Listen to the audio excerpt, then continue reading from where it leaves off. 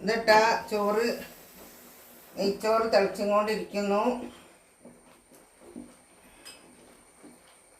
നല്ലോണം വേവട്ടെ. അതിലിത്തിരി എന്തോ നന്നാക്കാനേ ഉള്ളൂ. അത് ഇതിട്ടതാ ഇത് ചോറൊക്കെ റെഡി ആക്കിന്. നമ്മളെ നെയ്ച്ചോറ് ബിസ്മില്ലാഹിർ. നമുക്ക് അതിലേക്ക് കറി ഉണ്ടാക്കണം. അടുപ്പത്ത് വെച്ച് ബിസ്മില്ല. നമുക്കിതിൽ വെളിച്ചെണ്ണ ഒഴിക്കുക.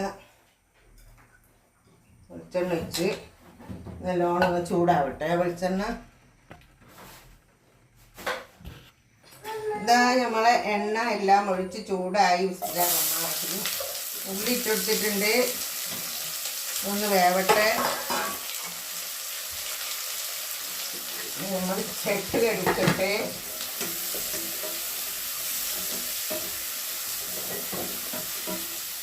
അതിൻ്റെ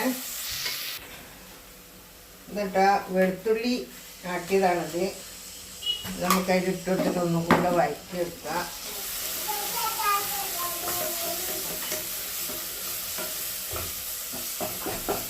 കുറച്ചൊരു പച്ചമണം തീരുന്ന വരെ.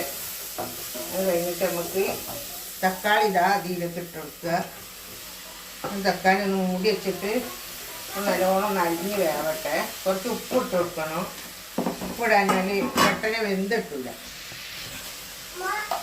ഓയ് ഉപ്പിട്ട് കൊടുത്തിട്ടുണ്ട്. ഒരു 1.5 സ്പൂൺ ഉപ്പിട്ട് കൊടുത്തിട്ടുണ്ട്. ചെറിയ സ്പൂണാണ് കേട്ടോ.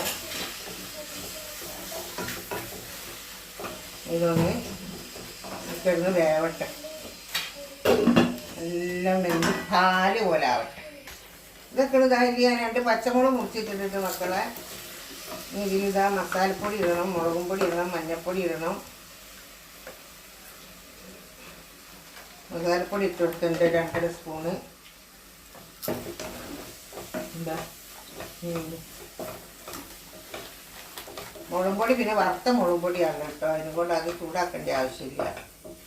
ഇത് ഇനി നമുക്ക് ഇതാ ഈ ചെമ്മീൻ ഇതിലേക്ക് ഇട്ട് കൊടുക്കുക.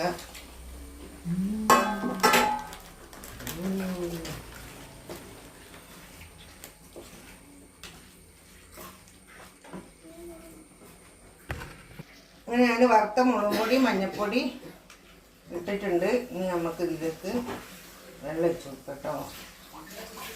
വെള്ളം ഒഴിച്ച് കൊടുത്താൽ മതി.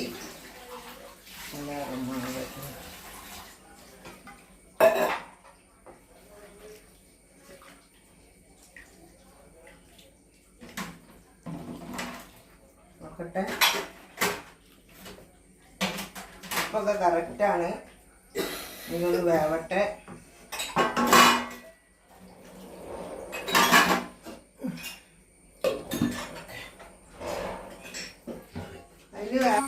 പ്ലേറ്റ് നമുക്കൊക്കെ സ്റ്റീലെടുത്തോ അവർക്ക് ഉണ്ടാക്കും. പൊട്ടിനെടുത്തോ ഒരു സ്റ്റീൽ ഇതവിടെ ഉണ്ട്.